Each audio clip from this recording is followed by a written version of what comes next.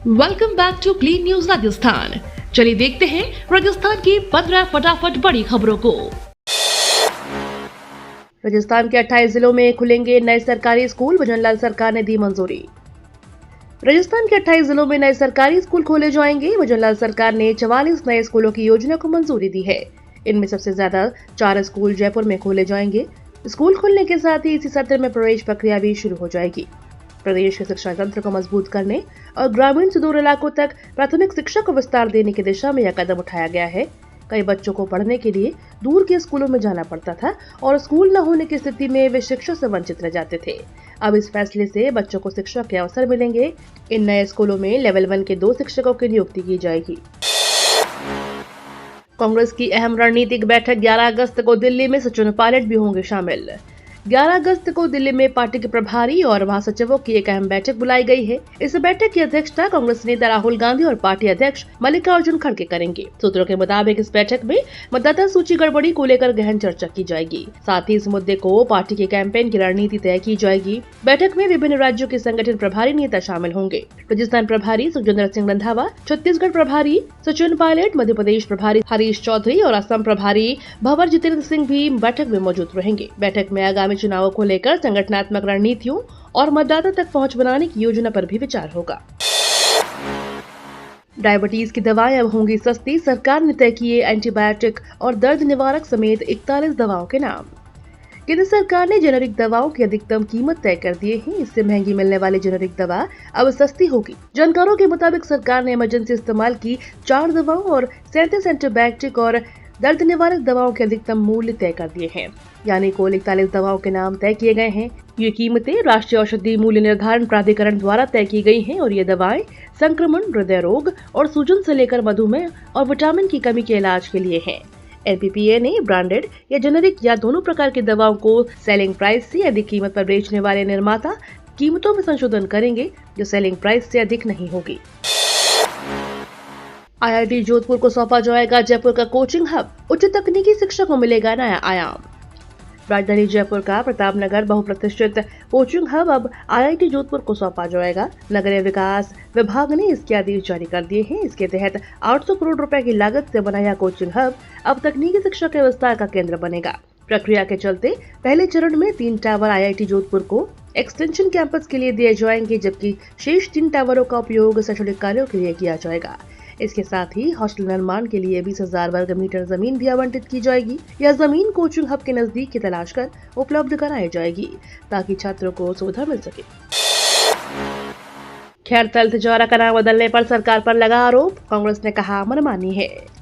राजस्थान के भजनलाल सरकार ने बीते गुरुवार को खैरथल तिजोरा जिले का नाम बदलने का बड़ा फैसला लिया, जिसके साथ ही इस जिले का नाम भर्तहरी नगर कर दिया गया है। इस प्रस्ताव को मंजूरी देने के बाद से प्रदेश में सियासत भी तेज हो गई है। आपको बता दें, कांग्रेस ने जो 17 नए जिले बनाए थे उनमें से इस जिले का नाम भी शामिल था, लेकिन भजनलाल सरकार ने जहां नए जिलों में से 9 को खत्म कर दिया तो वही बचे हुए जिलों के नाम बदलने का काम कर रही है। सरकार के इस फैसले पर कांग्रेस ने मनमानी और राजशाही होने का आरोप लगाया है। बताया जा रहा है कि सरकार ने नाम बदलने से पहले जनता की राय नहीं ली और फैसला कर दिया।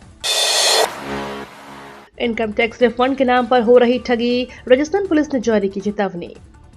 मौजूदा समय में लोग वित्त वर्ष 2024-25 का इनकम टैक्स रिटर्न भरने का काम कर रहे हैं। आपको बता दें, सरकार इनकम टैक्स रिटर्न भरने की आखिरी तारीख को 31 जुलाई से बढ़ाकर 30 सितंबर कर दिया गया है, क्योंकि पोर्टल में काफी सारी चीजें बदली गई हैं।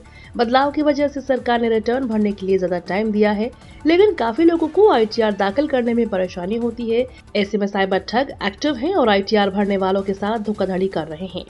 ऐसे में राजस्थान पुलिस की साइबर क्राइम शाखा ने इनकम टैक्स रिटर्न दाखिल करने के सीजन में होने वाली ऑनलाइन धोखाधड़ी को लेकर एक अहम चेतावनी जारी की है।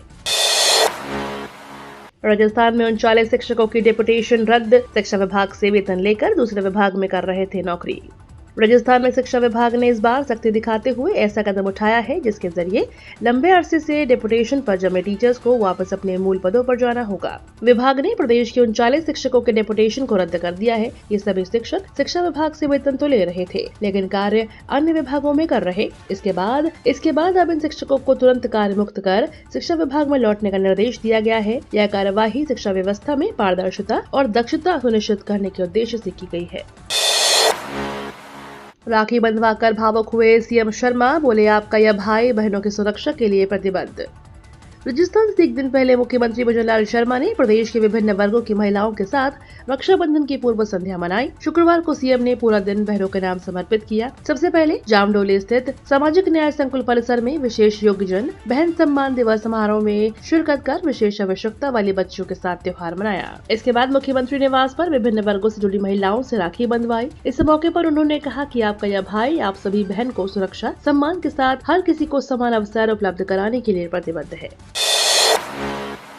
20 साल बाद राजस्थान स्पोर्ट्स एक्ट बदलने की तैयारी, अब खेल संघों की मनमानी पर लगेगी लगाम। राजस्थान में स्पोर्ट्स एक्ट को लेकर एक बड़ा कदम उठाया जा रहा है। करीब 20 साल बाद राज्य सरकार स्पोर्ट्स एक्ट 2005 में बड़ा बदलाव करने जा रही है।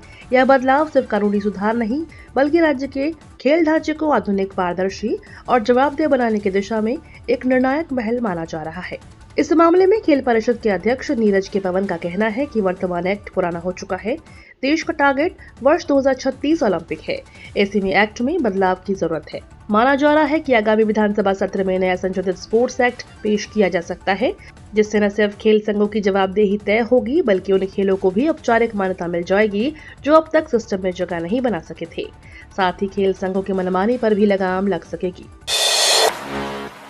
बारिश को लेकर मौसम विभाग का नया अपडेट, अगले 2 हफ्ते रहेगी मेघ की मेहरबानी।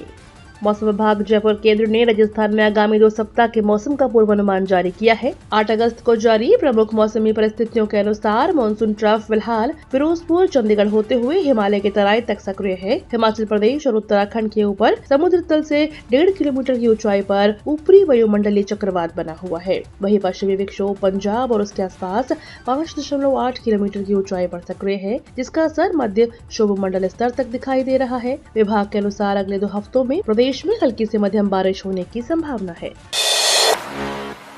पीएम ई ड्राइव योजना का विस्तार, ई ट्रक, ई बस, ई एम्बुलेंस और चार्जिंग इंफ्रास्ट्रक्चर को सब्सिडी 2028 तक जारी। भारत सरकार के भारी उद्योग मंत्रालय ने पीएम ई ड्राइव योजना को 2 साल और बढ़ाने का फैसला किया है। इसके तहत electric truck, electric bus, electric ambulance और सार्वजनिक चार्जिंग इंफ्रास्ट्रक्चर के लिए सब्सिडी 31 मार्च 2028 तक जारी रहेगी। वहीं इलेक्ट्रिक 2 पहिया वाहन, इलेक्ट्रिक रिक्शा, इलेक्ट्रिक 3 पहिया वाहन और इलेक्ट्रिक कार्ट के लिए सब्सिडी का प्रावधान 31 मार्च 2026 को समाप्त हो जाएगा।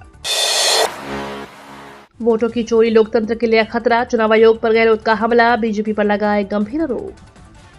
राजस्थान के पूर्व मुख्यमंत्री अशोक गहलोत ने शुक्रवार को जयपुर में एक प्रेस कॉन्फ्रेंस में चुनाव आयोग की निष्पक्षता पर गंभीर सवाल उठाए। उन्होंने लोकसभा में विपक्ष के नेता राहुल गांधी द्वारा चुनाव आयोग पर लगाए गए आरोपों का समर्थन करते हुए कहा कि बीजेपी और आरएसएस लोकतंत्र में विश्वास नहीं रखते और चुनिंदा जगहों पर गड़बड़ी करवाकर चुनावी प्रक्रिया को प्रभावित करते हैं। गहलोत ने दावा किया कि जब से मुख्य चुनाव आयुक्त के चयन की कमेटी में केंद्रीय गृह मंत्री अमित शाह को शामिल किया गया है, तब से आयोग का रवैया बदला हुआ है। राजस्थान के छोटे व्यापारों के लिए आया बड़ा तोहफा। राजस्थान में ईज ऑफ डूइंग बिजनेस को बढ़ावा देने की दिशा में राज्य सरकार ने एक और बड़ा कदम उठाया है।